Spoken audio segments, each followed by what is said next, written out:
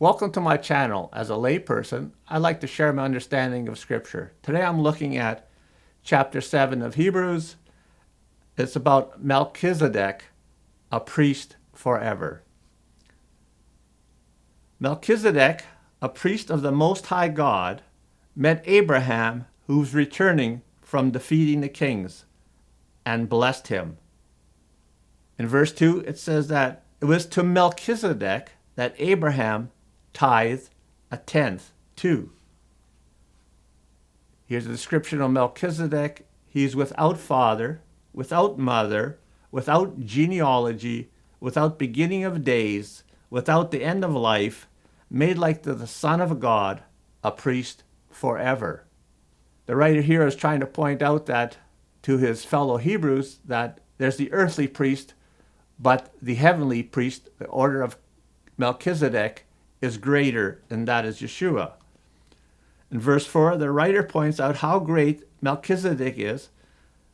Melchizedek was, since it was he who Abraham tithed to. It was the greater, that is Melchizedek, who blessed the lesser, that is Abraham, who had the promises of God. So Abraham had the promises of God, but it was somebody greater than him who blessed him, and it was who Abraham tithed to. And the writer is making this connection from the high priest of Melchizedek to the earthly priest of the Levitical order.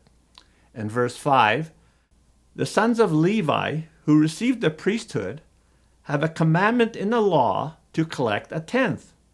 But even Levi, through Abraham, paid tithes, since he was still in the loins of his father Abraham when Melchizedek met him. Thus it was established that the order of Melchizedek is greater than the Levitical priesthood. In verse 14, the writer states, Yehoshua was descended from the tribe of Judah and not Levi.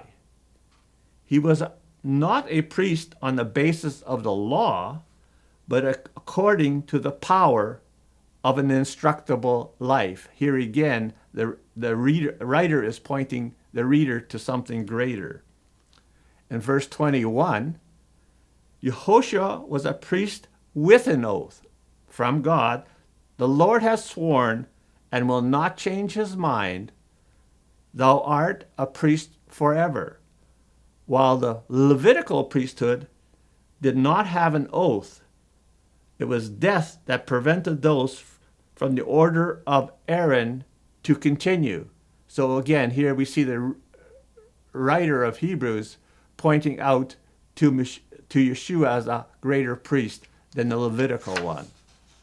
In verses 12, each time there was a change in the priesthood, there was a changing in the understanding of the law.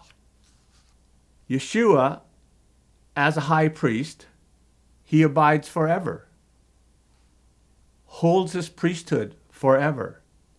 He is holy, innocent, undefiled, separated from sinners, meaning he did not sin, exalted above the heavens. He offered up himself once for all. Unlike the high priest who had to offer up daily sacrifices for their own sins as well as the people's sins.